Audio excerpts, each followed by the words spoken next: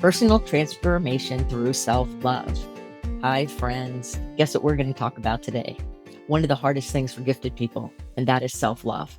So, we're going to bridge the gap with my good friend Paul Hudon of our brain to our heart and our spirit. Because, see, we're all outliers in an interesting kind of way. So, we're going to talk about how that works and how we can transform our lives in a meaningful way. So, get your coffee or your tea or your notebook and get ready for really powerful and inspiring conversation.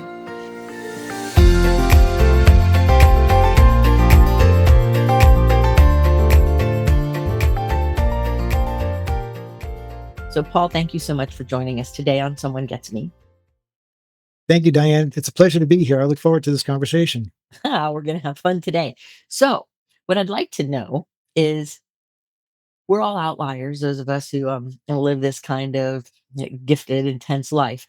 And how are you an outlier in your life? Because there's a lot of examples that I've thought about. I've read your blogs, I've listened to you, I kind of know a little bit, but I also don't know the rest. I don't know the whole story, obviously. So when you hear the word outlier and how are you different than others, what would you say?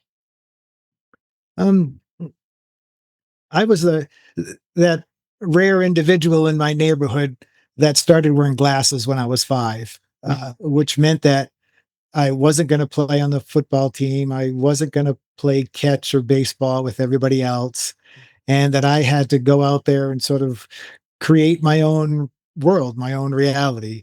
And so I spent a tremendous amount of time alone. Um, and I became very comfortable with that. And so I didn't have the average uh, young boy life experience as most kids do. I mean, I climbed trees and all that, but I usually always did it myself. And I crashed my bike, but I usually always did that by myself because nobody wanted to be responsible for the kid with glasses. Oh, so how did that affect you emotionally? It was tough. Um, yeah, it was tough, and because a lot of times, like when you don't get picked to play on the baseball team or something like that, you're hurt by it emotionally. Uh, but I just knew that um, I would just find comfort in just hanging out by myself. And I got to the point where I would just stop going. I wouldn't go to the baseball diamond at the end of the day. I would rather ride my bike or go walk through the woods or something like that. So you just you start creating your own path to avoid those kinds of situations. Okay, so fast forward, how did that play out like in high school and beyond for you? Uh, but well, in high school, I ran track because, well, you know, all you have to do is just run until you cross the finish line. You don't have to catch a ball or anything like that. So that was great. Um, but the thing is, I played music in junior high and in high school. And so I was in the band and I was in the track team. And so there were other ways to get friends, whether you were just, you know, playing, you didn't have to I didn't have to play catch to have friends. I could have friends in the band. I could have friends on the track team and things like that. Um, but the thing is that I did start rock climbing at the age of 13, uh, and there was a lot of. And I started with my brother, and there was a lot of times where it was just he and I on the rock, and we would learn to trust ourselves uh, and know that the anchors were secure and we were climbing and we were all secure. And because my brother took a lesson and he taught me, and my mom was fine with it. And we had a cliff next to our house. And so I started to gain self-confidence from that, which was really big at that age. So That's really fascinating. That's and it's true. You learn how to trust yourself, and you're reminding me of a phrase we used to say in seminary all the time when I was in seminary, and that is, "The higher you go, the stronger the wind, but remember the mountain sustains you." yeah, What you're saying about rock climbing and making sure everything is secure, the cliff sustains you, and the human intuition or instinct is to pull away, but really we want to lean in. exactly. That's exactly it. That's a great word for it. You want to lean in, and um and when things got tough, we would go rock climbing, because it was an outlet. It was like, well, I just had a rough day. Let's go rock climbing. And we're this was back in the 70s. This was in 72, 73, 74. So rock climbing was definitely an outlier sport at the time. I Mhm. mean, people thought now it's really become popular, and you see it quite often. But back then, it was a fringe sport, and everybody thought you were a lunatic. So, And back then there was not rock climbing places to go that have the plastic wedges to step on. It was like real rocks and real cliff and yeah, real anchors. A whole different sport than what some people would think of today, other than maybe dance people are doing real cliffs, right? Like you went right from, oh, I think we'll learn rock climbing to cliffs. yes, yes, that's a real bee's nest in that crack. That's a real squirrel screaming at me. Right, right. And it's not air conditioned, it's not all those things. No, no. And that's really fun. So what instrument did you play? Oh, I played trombone. Oh, fun. So, I yeah, have a friend of mine who plays trumpet. I love horns. yeah, I love playing music. It was great fun. And so how did playing music serve you? And Um, Again, it's one of those things that gave me self-confidence, because at that age, you're learning new things, and you pick up this thing which it's totally foreign to you. Any musical instrument is totally foreign when you first pick it up. Mhm. And when you first try to make a sound, you just want to cry because you can't believe that at some point you're going to actually sound good or decent, or they're going to let you in the band. Right, And so it just comes with time. It's one of those things. It's a classic case as much of life as it that it's that journey of a single step. It's like, all right, if I want to do this, I have to play this note. I have to play this note. I have to play this note over and over and over again for hours. Uh, it's like anything, though. Before I can be proficient at it, uh, and you gain confidence with that. You gain self confidence with that. oh, that's fun. So what drew you to band anyway and music anyway? Um, You remember? yeah, it's my mom always had this motto, and she always encouraged us to try new things. And her motto was, well, what if it doesn't work out? She'd be like, what's the worst thing that can happen? You could just stop playing the trombone and play the drums or something. And so you go, well, if you think, what's the worst thing that can happen is I can go play another instrument, or I can, then you're going to give it a try. It's like, well, why not try? Because how do you know if you don't try? Right, if you don't put the effort out. So did you ever play in a marching band? I did, and yes, our high school band marched on a football field, and then we marched in parades. And of course, as the trombone players, you're out there in the front because you don't want to poke anybody in the back with your slide. So yes, I did all that, and I enjoyed it very much. I really did enjoy it. So So I find that whole thing fascinating because I love watching marching bands, but all I can think about is it's clearly not my skill set to figure out how my feet are going to march and do the thing and follow the thing and play the instrument. And that's like far too many things for my ADHD brain. It would get just totally distracted. So how were you able to stay focused and grounded and like actually like do it successfully? Like how does that work?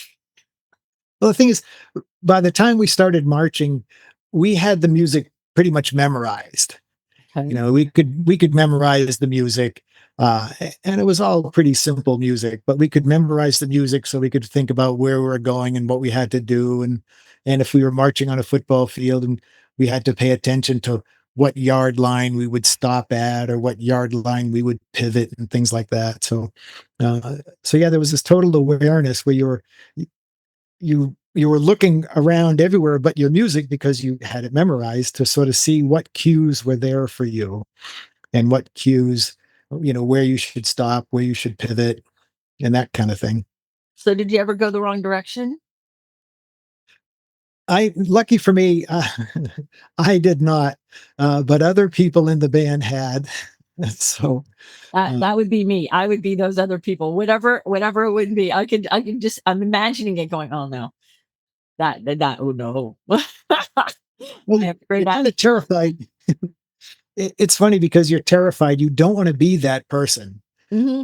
You don't want to be that person that, oh, there you go. Yeah. So Random person going off that way when you're supposed to go in this way. one man marching band going that way. That would be me. Yes.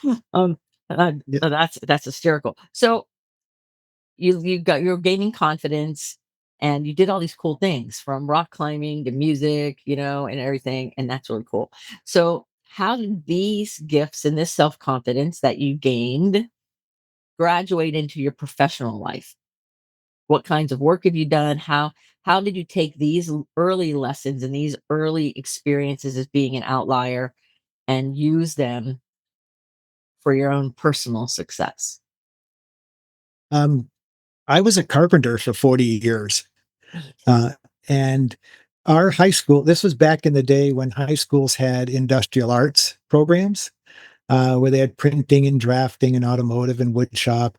And I needed an elective. I needed another class.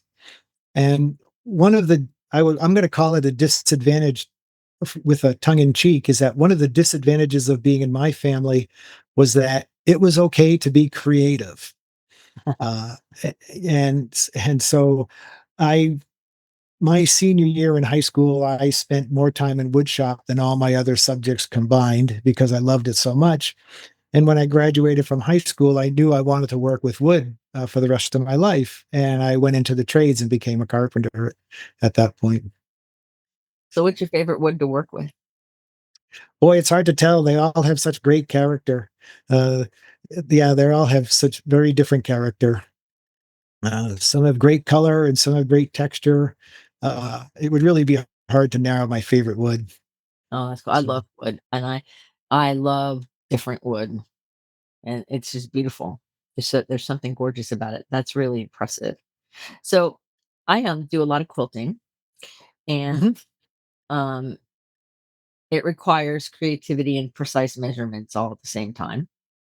And I mhm, imagine carpentry is similar in that sense. There's precision involved if you're going to be good at it. mhm. And creativity, because like you said, there's different kinds of wood, and they respond differently, and they look differently, and they go together differently, and there's all this beauty and variance. So, how did bringing the precision and the creativity together in your long, successful career, how did that help you in your life? Like for me, it helps me center and ground myself. Yes, that's a great point. I remember many stressful days at work where I would come home from work and I wouldn't even go into the house. I would go right into my cabinet shop and work for a little while before I walked into the house. It gave me a chance to decompress for a little while. Um, and again, the thing about working with wood, eh, or just being in a cabinet shop or any kind of creative position, is we really don't know it at the time, but we really are following our intuition. Uh, because a lot of times when we're building things, like for me, I would say, well, does this look better or does that look better? And then I'd hear, that looks better. Okay, let's go with that. Or you would start to trust your intuition more and more when you're building stuff. And I think we almost take that for granted, that skill of putting pieces together and knowing, wow, that's right, or putting pieces together and looking at it and thinking, whoa, that's not right. Uh, I think we overlook that ability, that feeling we get, uh, and as a carpenter, that just developed more and more and more throughout the course of my life. Oh, that's really great. So was there ever a time that you ignored that voice and you wish you didn't? Yes, but not in my. Yes, that's a funny question. Uh, More than just once, and not only in my carpentry career. Mhm. Like what? Like give us a good story about that where you Well, have the intuition, um, you ignored it and you go, "Oh no, I shouldn't have done that." um, well, because I hiked a lot as a kid, because I spent a lot of time in the woods by myself, I had that intuitive feeling where if I felt uncomfortable, I would just leave. It's like, all right, well, it's time to go. I don't feel all that good. I got it. It's not right for me to be here. and then there there were times, one in particular, I was on a gonna ride off-road motorcycles with some friends in Moab, and I had the intuitive feeling. I knew what it meant. I knew it wasn't my day, and I knew that I should just stay home or stay in Moab and maybe read my book and, ride around Moab and just take it easy. But we spent money on hotel rooms and we spent money on a guide, and I thought, well, I'm going to go anyway. And so I totally ignored my intuitive feeling, and the reason I ignored it because I wanted to be liked by my friends. I didn't want to be the guy that bailed out. And I said, okay, I'm going to go. And I knew it was the wrong decision. And about 18 miles into it, I stuffed my motorcycle into a big crack and broke my arm. And I had to ride out on the back of somebody's bike, and 3 hours of surgery, 2 nights in the hospital later. I realized I didn't love myself enough to follow my own intuition. Mm. Wow. And yeah. But the thing is, this will crack you up. That wasn't the last time. Stop. We have to do it more than once. So what happened next? What was the next time? Well, the thing is, see, so then they have your days, and I want to give intuition its due. We have our days where you have the funny gut feeling, you hop on your motorcycle, you get to the top of the driveway and you think, yeah, I think I'm just going to do something else today. And you turn around and you park the motorcycle or you park whatever it is you're going to do. And then I had a wonderful day. So I could clearly see the benefits of following my intuition. But I, I really needed to learn that lesson one more time. And Yeah. and this sort of leads up to my writing. And so I was working. I know you think I would have learned. Right. Um, Because wrecking your motorcycle and surgery and all, that's a pretty big consequence. it is a pretty good and I have a scar in my arm that reminds me every day. Um, but it still gets better. It's, I guess. And so, um, it was toward the end of my carpentry career. I was working for a client. With the moment I met him, he made me uncomfortable, and everything I was doing for him just set off the bells and whistles of my intuition, and I knew that I shouldn't be doing what I was doing.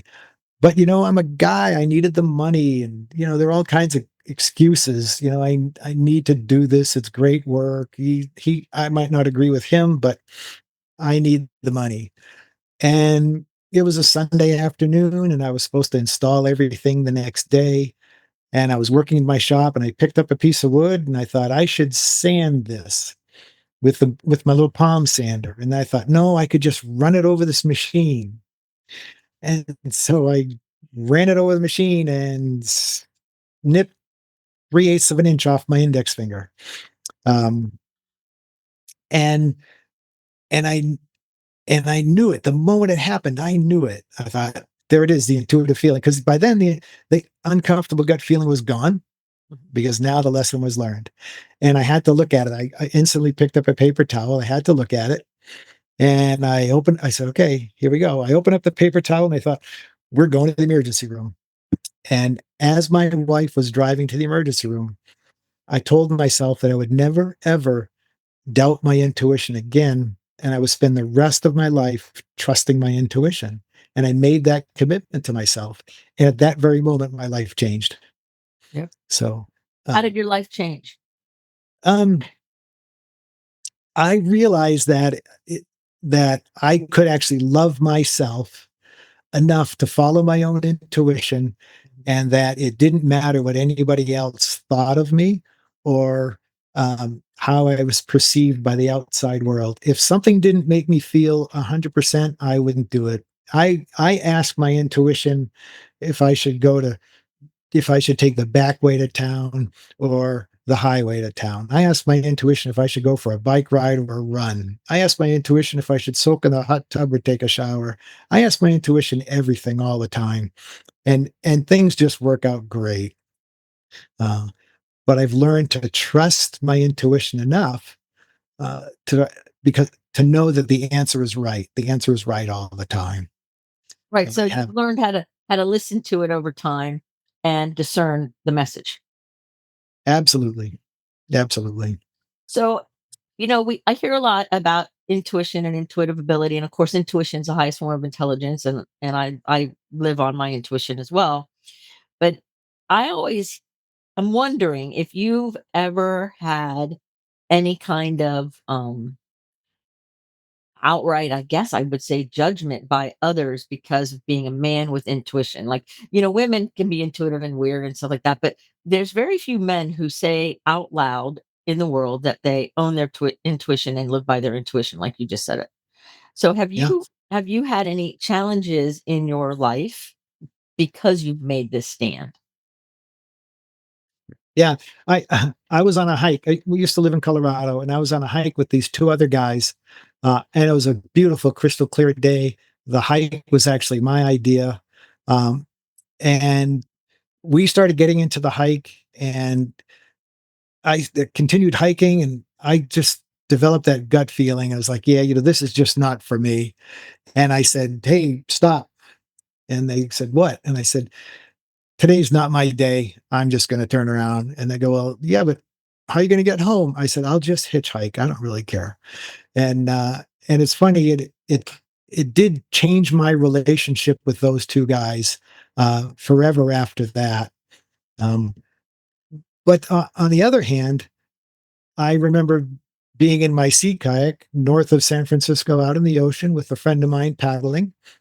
And I said to him, we were out paddling, and I said, boy, I feel really uncomfortable. And he goes, oh, and before I could even say anything, he was turning around. We were heading back to the beach. I didn't have to say anything. And so those are the people that you want to associate with. Those are the people that if your intuition tells you this isn't right, we're just going to turn around. We're not going to question it.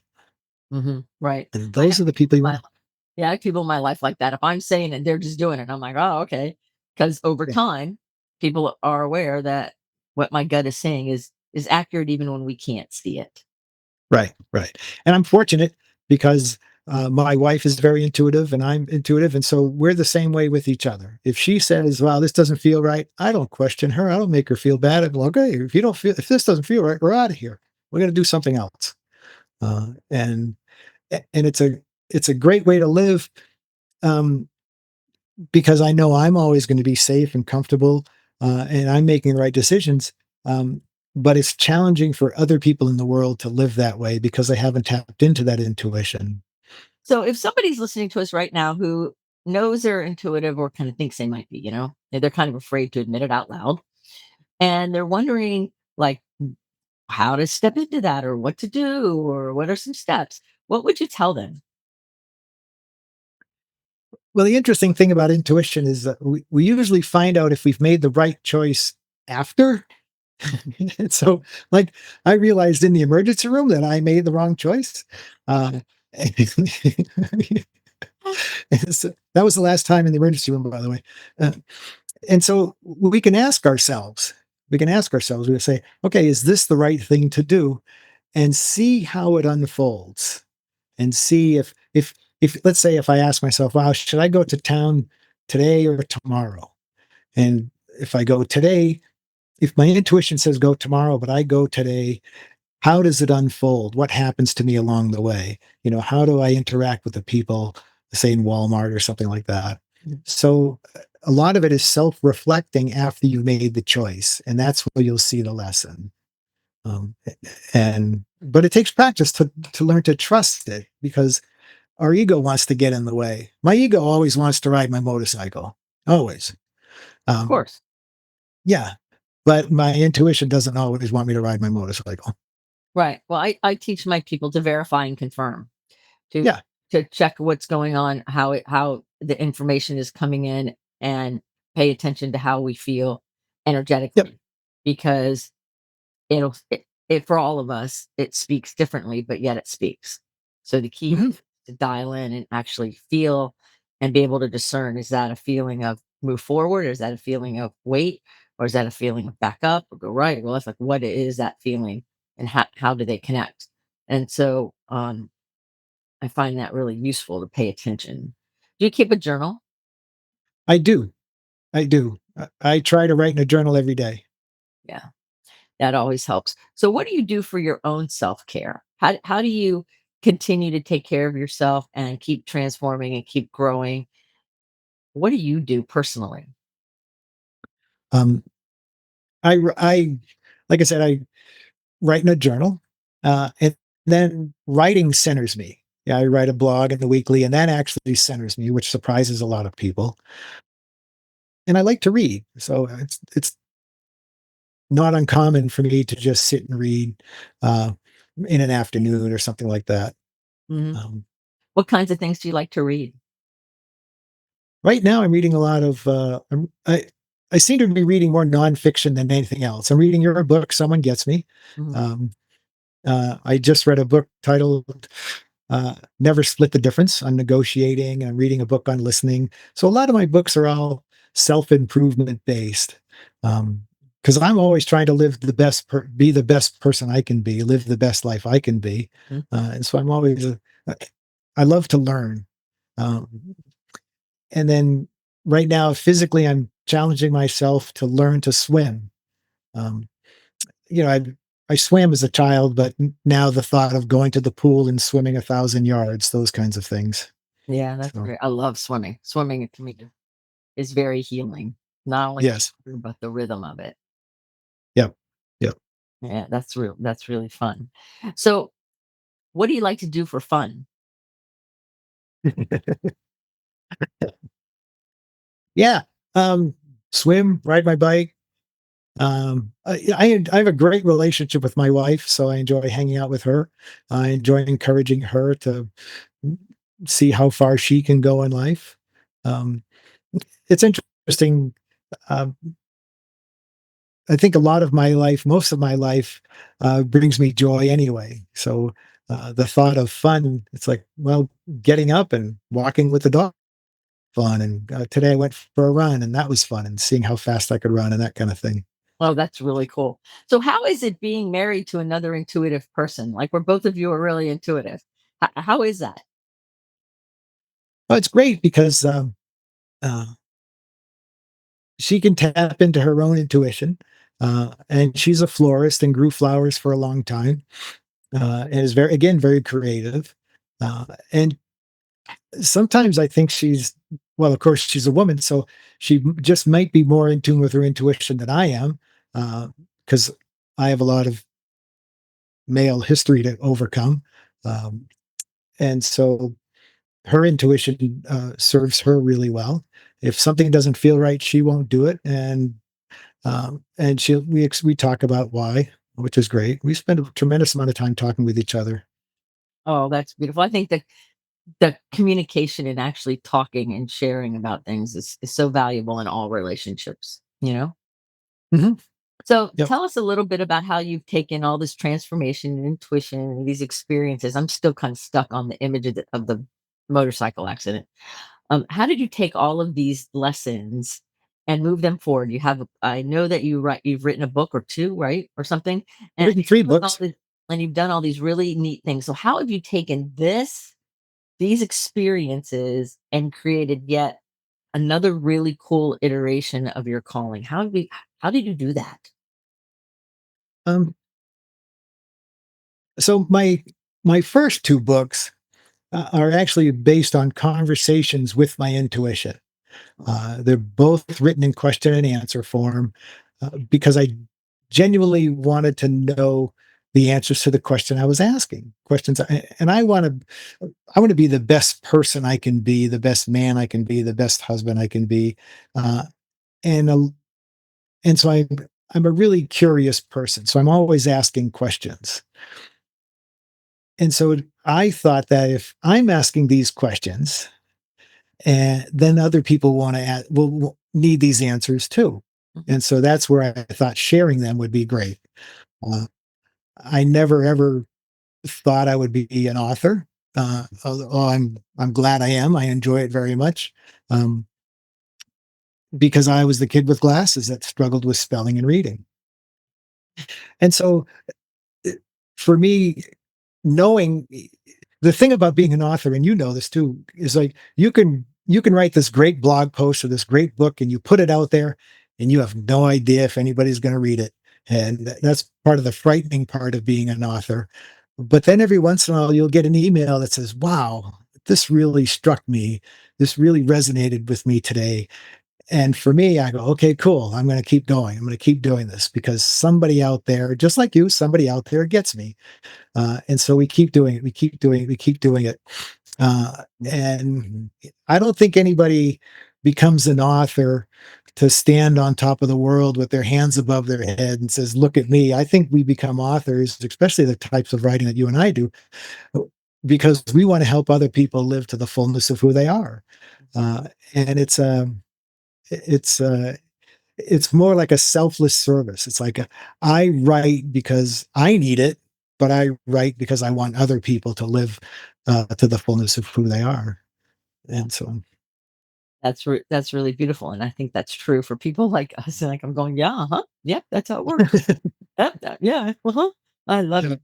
So, if you're loving everything that Paul is saying like I am, you can check the show notes out for all the links. You can get to his website, order his books, read his blog, which I've done, and they're very well written, and the website's beautiful and clean and easy to read. So, one of the things that I appreciate about your website especially is it's easy to read. So many people clutter things up or use fonts that are hard for my gifted brain, and your website did not do that to my brain. And so for all of you who have these overexcitabilities and are twice exceptional, you can actually read Paul's website without an overload. It's really beautiful. thank you. Because there are times where I'm like, really, or people put like weird contrast things together, and my overexcitability struggle with that. So that's not the case with your website. I think it's right on. So Thank you. um, if you want to reach out to Paul or you want to follow him or get his books, you can even get autographed copies if you want to. Go to his website, follow him on social media, and learn more because there's always more. All these interviews are like really amazing, and I'm getting these great conversations. I'm getting goosebumps now. And there's always more. So as we all evolve in unity, diversity, and complexity, always remember that any podcast you listen to is a snippet in time. It is not the end. So make sure that as you're inspired, you check in and follow the different people so that you can continue to be inspired. And so I have another couple questions for you, and then Okay. we'll end the show. But these are my favorite questions. And the first one is, what is the most memorable food you've ever eaten?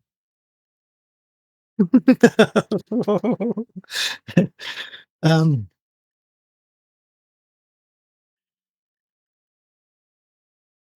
that's interesting. I'm going to say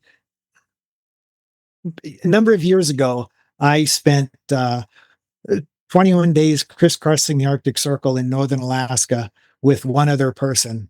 And we were camped on this island, and three Eskimo families uh, came up on their motorboats. They were going from one town to another town, and this little island was their midway point. And they didn't know we were there, and we didn't know they were going to show up. And we hadn't seen anybody in 5 days. And these Eskimos pulled up in their motorboats, and they were going to have lunch. And these were traditional Eskimo families, and they served us muktuk, which is the outer layer of blubber and skin of the beluga whale, and along with some reindeer sausage and caribou sausage. And so it was a traditional sort of Eskimo lunch on this little island in the middle of nowhere. So I would have to say it would be Muktuk above the Arctic Circle with an Eskimo family. Oh, what a memory. Did you like it? Well, it was more the whole experience, Huh? of being there with the Eskimo family and talking to these old Eskimo men and talking about their lives and seeing the dynamics of the family and things like that, and hearing their stories, um, and having an Eskimo uh, tell me that I was a crazy white man in a kayak was sort of the highlight of the whole trip. Yes, I'm living my outlier self. Here we go. Yes, I know. Continuing that. Oh, okay. See, once we're born into it, there's no getting away from it. I know, no kidding. Right. So if you wanted to have a billboard that we were going to put up that would have your personal quote on it, the whole world would see, what would be on that billboard?